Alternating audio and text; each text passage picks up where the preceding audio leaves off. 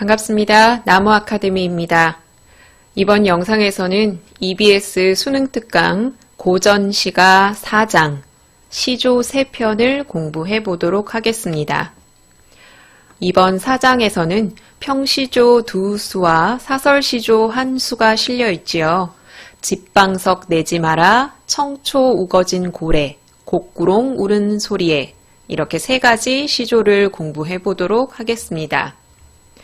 일단 첫 번째 시조부터 보도록 할게요.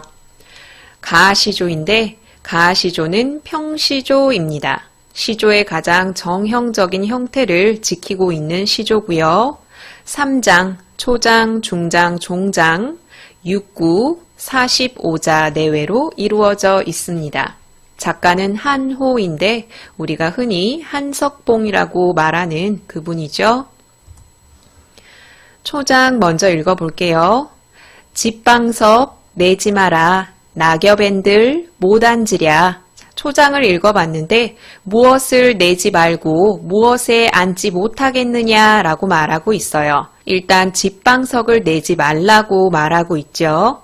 집방석은 지프로 만든 방석인데 이 방석 자체도 화려하거나 꾸밈이 있거나 하는 소재는 아니에요. 그런데도 화자는 이렇게 지프로 만든 방석도 내지 말라고 말해요. 왜죠? 바로 낙엽이 있기 때문입니다. 낙엽에 앉으면 되지 굳이 집방석을 꺼낼 필요가 있느냐라는 것이죠.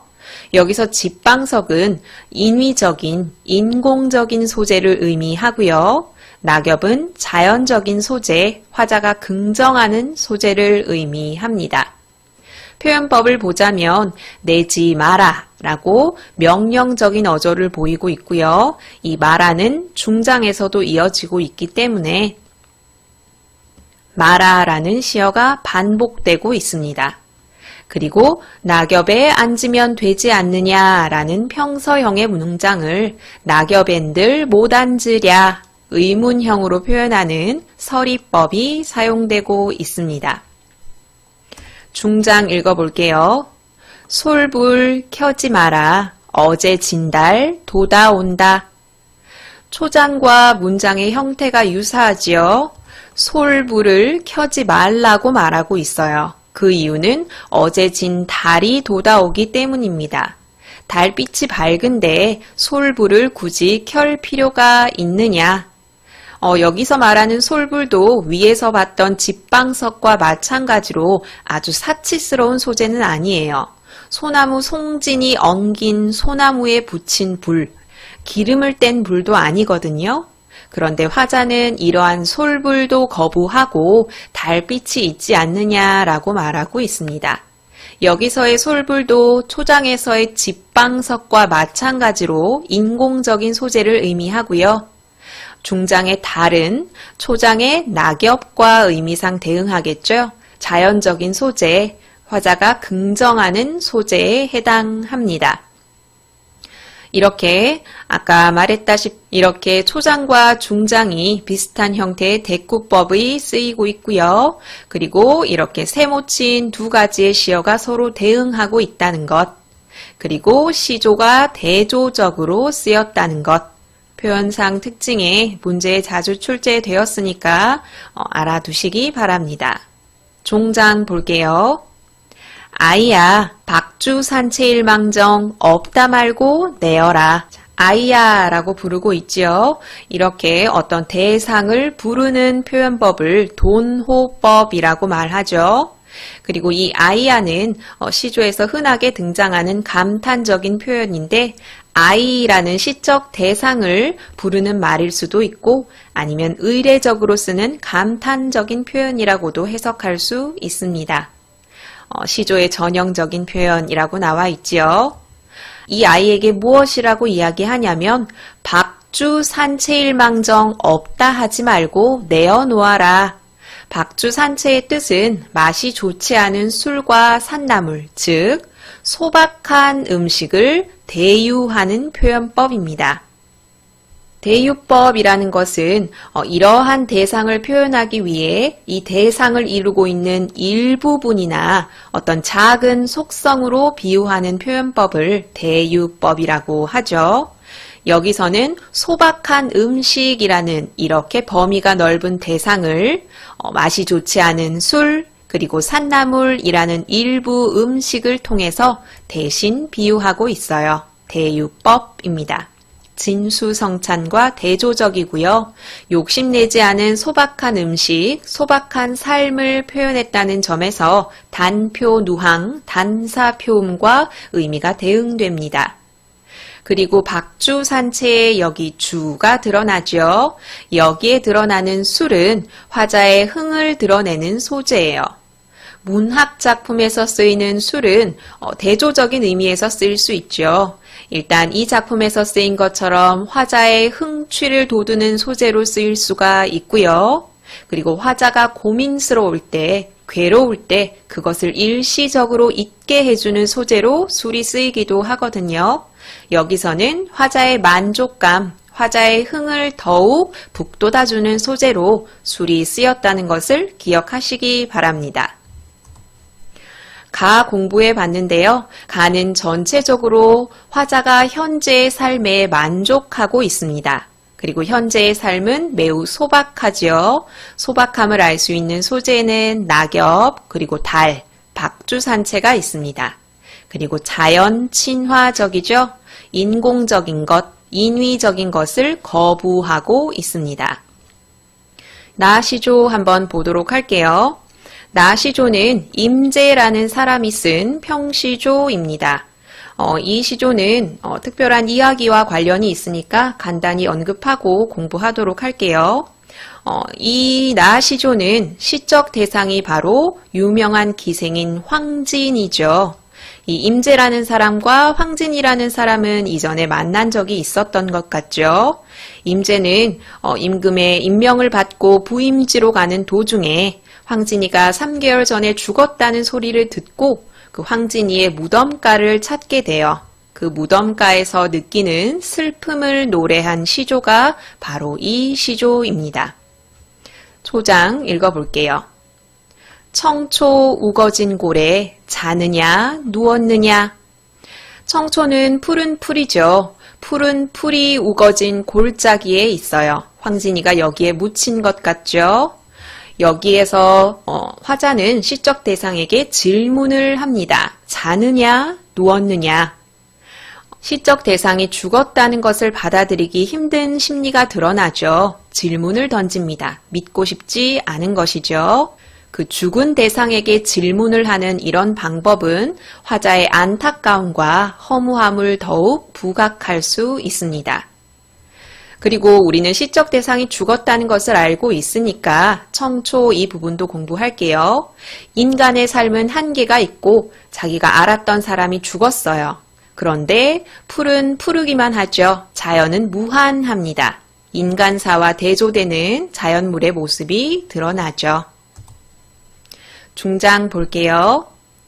홍안을 어디 두고 백골만 묻혔느냐. 여기서 백골이라는 말을 통해서 화자가 죽었음이 확실하게 드러나죠. 홍안은 어디다 두었느냐? 붉은 얼굴이라는 뜻인데요. 젊은 여성의 아름다운 얼굴을 홍안이라고 이야기해요. 고전 시가에 자주 나오는 표현이니까 알아두시면 좋겠습니다. 아름다운 얼굴은 어디다 두고 지금 백골만 묻혀 있느냐? 또 느냐라는 표현을 강조하고 있죠. 아까 자느냐, 누웠느냐, 묻혔느냐. 시적 대상은 죽었는데 그 사람을 향해서 계속 질문을 하게 되죠. 대화를 시도하고 있지만 결국 독백으로 마무리됩니다. 허탈감, 슬픔 이런 것들을 강조할 수 있죠. 그리고 무엇하느냐, 무엇하느냐, 무엇하느냐 반복을 통해 운율을 형성하고도 있습니다. 초장과 중장에서는 청초, 홍안, 백골이라는 시어가 쓰였는데 각각 푸른색, 붉은색, 흰색의 이미지를 보여주고 있죠. 이러한 색채의 대비를 통해서 화자는 인생 무상을 느끼고 있습니다. 종장 볼게요. 잔잡아 권할 리 없으니 그를 슬허하노라. 잔 잡아서 권할 사람이 없어요. 잔을 잡아서 권할 사람은 바로 시적 대상을 의미하겠죠. 이 시적 대상은 없습니다. 그것으로 인해서 시적 대상이 없다는 것, 그것을 슬퍼하노라. 화자의 정서가 직접적으로 드러나고 있고요. 이 슬픔은 이 시조를 지배하는 정서입니다. 당신이 죽었으니 라고 표현하지 않고 잔을 잡아 권할 이가 없다 라고 표현하고 있어요. 시적 대상이 없다라는 상황을 문학적으로 풀어서 표현하고 있죠. 고독감, 공허함이 드러나고요. 인생의 유한성과 그로부터 오는 비애, 인생무상의 정서가 드러납니다. 나시조는 아까 앞에서 봤던 가시조와는 시의 분위기나 시적 상황, 화자의 정서가 몹시 다르죠. 시적 대상이 세상을 떠난 상황에서 화자의 슬픔을 노래한 시, 색채의 대비가 두드러지고 있다는 것, 그리고 시적 대상에게 말을 걸고 있지만 그 대답이 없어서 독백으로 마무리된다는 것 기억하시기 바랍니다. 다시조 보도록 할게요. 다시조는 오경화라는 사람이 쓴 사설시조입니다. 사설시조는 중장이 길어진 시조죠. 초장 볼게요.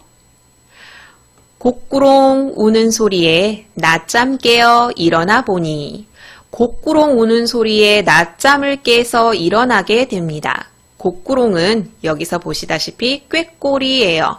꾀꼬리가 우는 소리, 청각적 이미지가 쓰이고 있죠. 조심하셔야 될 것은 청각적인 이미지는 쓰이고 있지만 음성 상징어는 쓰이지 않았다는 것. 틀린 선지로 출제되었으니까 조심하셔야 합니다. 자, 꾀꼬리가 우는 소리에 낮잠을 깨어 일어나 본다. 낮잠이라는 시어에서 여유로운 분위기를 알 수 있고요. 그리고 꾀꼬리라는 시어를 통해서 봄이라는 계절감도 드러나게 되죠. 화자는 아름다운 꾀꼬리 소리에 낮잠을 깼고요. 중장 볼게요. 작은 아들 글 읽고 며느라기 배 짜는데 어린 손자는 꽃놀이 한다. 자, 이렇게 사음보로 끊어 읽히지 않죠. 바로 사설시조의 특징이 드러납니다. 시조의 중장이 평시조보다 길어진 형태예요. 여기서는 열거의 표현 방법을 사용해서 가족들이 무엇을 하고 있는지 드러내고 있습니다. 작은 아들은 글을 읽고 며느리는 배를 짜고 어린 손자는 꽃놀이하고 있어요. 상당히 평화로운 분위기죠. 가족 간의 화목한 모습이 드러나고 있습니다. 그러니까 잠에서께서 이런 모습을 본 화자는 상당히 흡족한 감정이겠죠. 감정이 직접적으로 드러나진 않지만 이런 가족들의 모습을 통해서 짐작할 수 있습니다. 시각적 심상이 쓰이고 있죠. 종장 볼게요. 마초와 지엄이 술 걸으며 맛보라고 하더라. 마침 지엄이는 어머니가 아닙니다. 자기 아내예요. 아내를 예스럽게 이르는 말을 지엄이라고 하거든요. 지엄이가 술을 걸렀어요. 아내가 술을 걸렀는데 남편이 일어났으니까 이거 맛 좀 보세요 라고 이야기를 하고 있어요. 화자는 낮잠에서 일어나서 이런 풍경을 보고 기분이 좋은데 거기다가 마침 아내가 술까지 주고 있어요. 아주 기분 좋은 상황에 기분 좋은 일이 또 일어났죠. 관련 사자성어로 금상첨화를 들 수 있겠네요. 그리고 아내가 술을 권유하는 이런 표현은 부부간의 정이 드러나는 부분이라고도 할 수 있습니다. 가에서도 술이 등장했었는데 여기서도 술이 등장하죠. 둘 다 화자가 처한 상황이 긍정적이기 때문에 화자의 흥을 돋우는 소재로 쓰였습니다.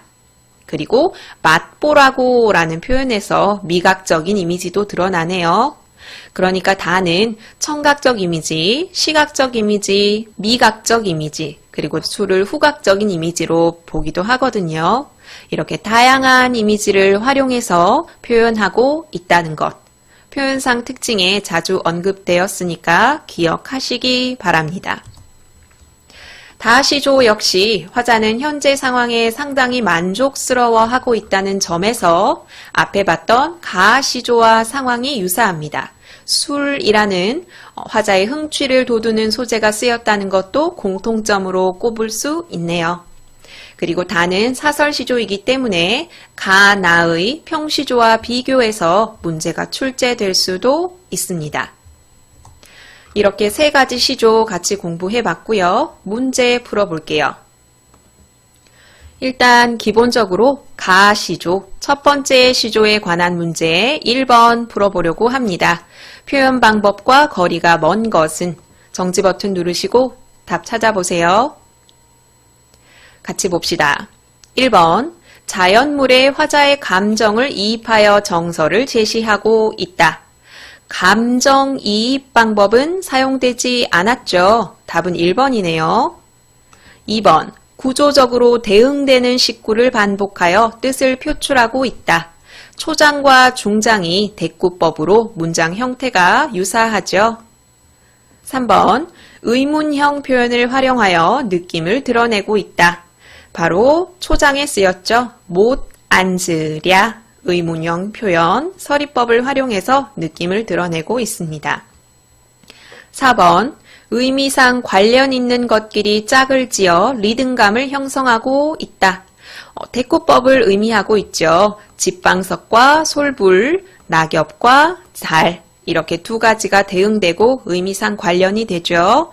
이것끼리 짝을 지어 리듬감을 형성하고 있습니다. 5번, 상반되는 요소와 대조시킴으로써 화자의 의도를 선명하게 드러내고 있다. 집방석과 낙엽이 대조적이었고 솔불과 달이 대조적이었죠. 집방석과 솔불은 인공적인 것, 낙엽과 달은 자연스러운 것, 이것과 대조시켜서 화자의 의도, 소박한 삶을 지향한다는 화자의 의도를 드러내고 있습니다. 그래서 1번의 정답은 1번입니다. 다음 문제 풀어볼게요. 8번 풀어볼 거예요. 8번은 두 번째 시조, 청초 우거진 고래입니다. 표현상 특징으로 적절한 것을 모두 고르시면 됩니다.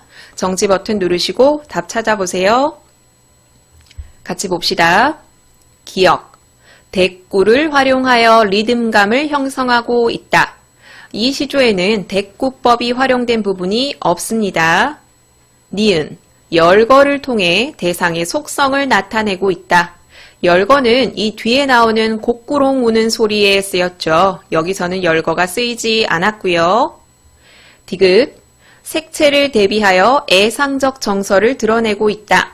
애상적이란 건 슬픈 정서죠. 색채 대비 푸른색, 붉은색, 흰색 대비되고 있죠. 그것을 통해서 슬픈 정서를 드러내고 있는 것도 맞고요. 리을, 서리적인 표현을 활용하여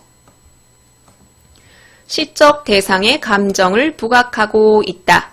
청초 우거진 고래 자느냐 누웠느냐 의문형 표현을 활용해서 이런 인생 무상의 정서, 안타까운 정서를 부각하고 있는 것은 맞거든요. 그런데 그건 화자의 감정이지 시적 대상의 감정은 아니죠. 미음, 인간사와 자연물을 대조하여 안타까움의 정서를 드러내고 있다. 청초라는 변하지 않는 자연물과 그리고 홍안이 없어지고 백골만 남은 이런 인간사를 대조하여 안타까움을 부각하고 있는 것, 드러내고 있는 것 맞습니다. 그래서 8번의 정답은 3번입니다. 다음 문제 풀게요. 다음은 세 번째 시조, 곡구롱 우는 소리에입니다. 16번, 표현상의 특징으로 적절한 것은 정지 버튼 누르시고 답 찾아보십시오. 같이 봅시다. 1번, 음성 상징어를 활용하여 화자의 정서를 드러내고 있다. 곡구롱 우는 소리는 청각적 심상이 사용되었을 뿐 음성 상징어가 아니라고 우리 배웠죠. 그래서 1번은 틀렸고요. 2번, 가족들의 일상에서 얻은 감정을 직접적으로 드러내고 있다. 가족들의 일상에서 느끼는 흡족함이 드러나고 있지만 직접적으로 드러나고 있는 것은 아니죠. 3번 자연물에 화자의 감정을 이입하여 표현하고 있다. 화자의 감정이 이입된 부분은 드러나지 않고요. 4번 가족들과 대화를 주고받는 형식을 취하고 있다. 가족들과의 대화가 아닌 독백체를 사용하고 있죠. 5번이 맞는 설명인데 일상적이고 토속적인 성격을 지닌다. 맞는 설명이 되겠습니다. 세 가지 시조라서 각각의 적용된 문제를 풀어봤는데 여기 이렇게 종합 문제도 제시되어 있거든요. 우리 문제를 통해서 한번 다뤄보시면 좋겠습니다. 여기까지 수능특강 고전시가 4번째 시조 3편 같이 공부해봤습니다. 이번 영상은 여기서 마무리할게요. 이 모든 자료는 나무아카데미 홈페이지에서 이용하실 수 있습니다.